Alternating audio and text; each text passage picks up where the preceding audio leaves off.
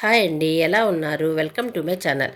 ఈరోజు మనము తక్కువ పదార్థాలతో ఎక్కువ రుచిగా ఉండే బెండకాయ వేపుని ఎలా తయారు చేయాలో తెలుసుకుందాము.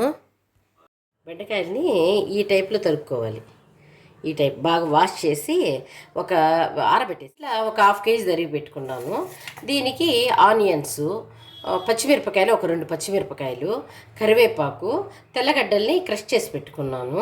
తర్వాత దీనికి చూడండి 2 ఎండుమిరపకాయలు, పచ్చిశనగపప్పు, ఉద్దిపప్పు, జీలకర్ర, కొద్దిగా ఎండు కొబ్బరి, కొద్దిగా ఆయిల్ వేసి వాడ్చి పెట్టుకున్నాను. దీన్ని గ్రైండ్ చేసుకుందాము.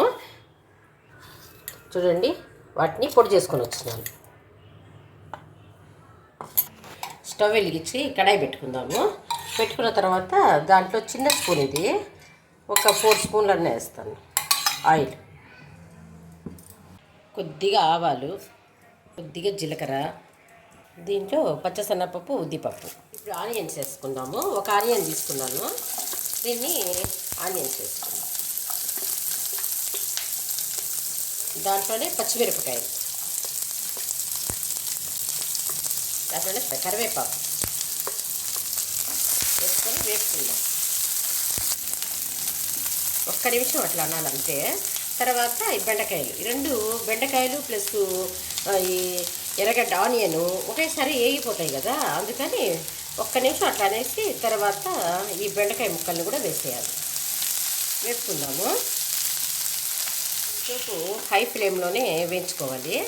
మళ్ళీ కొంతసేపు అయిన తర్వాత సిమ్లో కట్టి పెట్టేద్దాం. ఆల్రెడీ క్రష్ చేసుకుని ఇలా తెల్లగడ్డలు దాన్ని కూడా వేసుకుందాము. పసుపు వేసుకొని వేసుకుందాం. దీంట్లో కొద్దిగా సాల్ట్ వేసుకుందాము. పప్పు రసం కనుక ఉన్నట్టయితే పక్కన సరిపోతుంది. పప్పు రసం పెట్టుకొని ఈ తాలింపులో కలుపుకొని తినేస్తే సరిపోతుంది. దీనికి ఇప్పుడు ఏం చేయాలి, మనం చేసుకున్నాం చూడండి పౌడరు, దాన్ని దీంట్లో వేసేయడమే.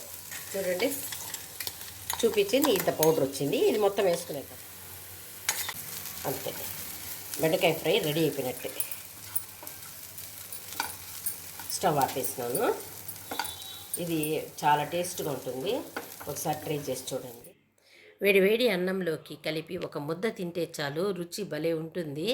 ఈ రెసిపీ మీకు నచ్చినట్లయితే లైక్ చేయండి, షేర్ చేయండి, సబ్స్క్రైబ్ చేసుకోండి.